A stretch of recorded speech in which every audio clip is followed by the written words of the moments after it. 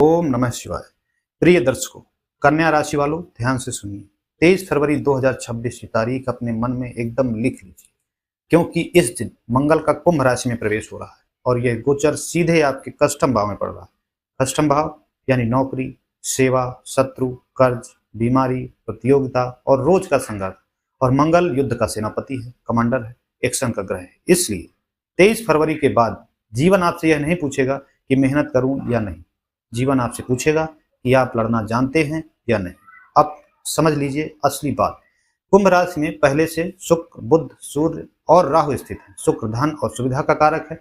बुध आपकी राशि का स्वामी है। बुद्धि, विश्लेषण, गणना और व्यापार का कारक है। सूर्य अधिकार और प्रशासन का संकेत देता है। राहु अचानक अवसर और छलांग का संकेत देता है।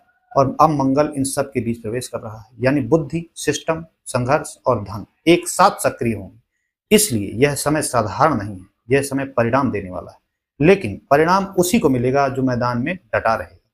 ध्यान रखिए, यह धन आराम से नहीं आएगा, यह मेहनत का इनाम होगा। नौकरी में नई जिम्मेदारी मिल सकती है, प्रमोशन की चर्चा शुरू हो सकती है, प्रतियोगी परीक्षा या इंटरव्यू में सफलता मिल सकती है।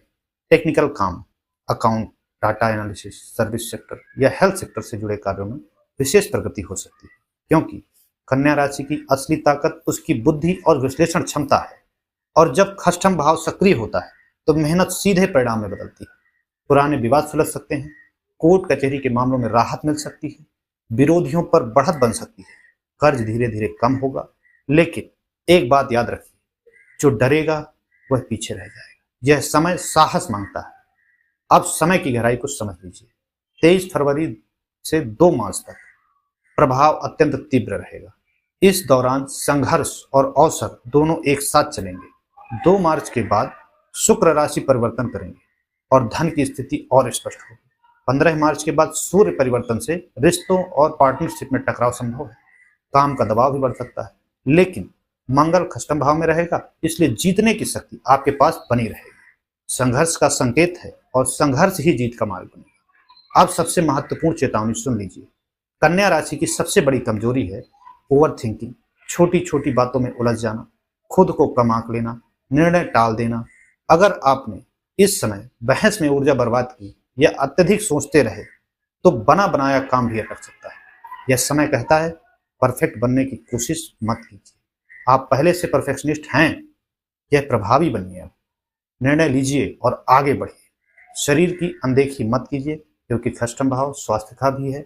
नियमित व्यायाम कीजिए, पसीना बहाइए, योग और प्राणायाम को दिनचर्या में शामिल कीजिए। मंगल की ऊर्जा को सही दिशा देना जरूरी है, नहीं तो वही ऊर्जा चिड़चिड़ापन और विवाद में बदल सकती है।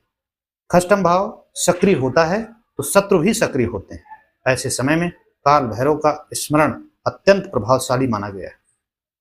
शनिवार को ओम काल भैरवाय नमः मंत्र का 108 बार जप कीजिए। सरसों के तेल का दीप जलाइए और अपने मन में यह संकल्प लीजिए कि जो भी बाधा है वह भैरव की कृपा से दूर होगी। यदि आप विशेष भैरव हवन में अपना नाम और संकल्प सम्मिलित करवाना चाहते हैं तो व्हाट्सएप नंबर नीचे दिया गया है, उस पर कन्या भैरव हवन लिखकर संपर्क कर सकते हैं। ध्यान रखिए, यह सामान्य गोचर फल है। अंतिम परिणाम आपकी जन्म कुंडली पर निर्भर करेगा। यदि आपकी कुंडली में मंगल या खष्टम भाव कमजोर है तो फल की तीव्रता कम या अधिक हो सकती है। इसलिए अपनी जन्म तिथि, समय और स्थान के साथ कन्या कुंडली विश्लेषण लिखकर नीचे दिए गए व्हाट्सएप नंबर पर टेक्स्ट करें और बिना अंतिम निर्णय इसके ना लें।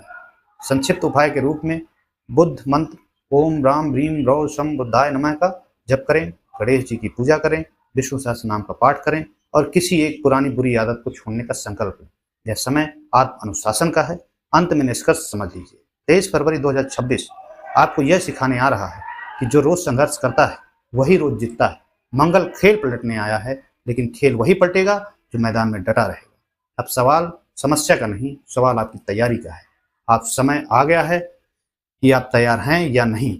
अगर तैयार हैं तो आपका कर्म बदलेगा और भैरव आपके साथ हैं, आपके परिवार के साथ हैं। ओम काल भैरवाय नमः।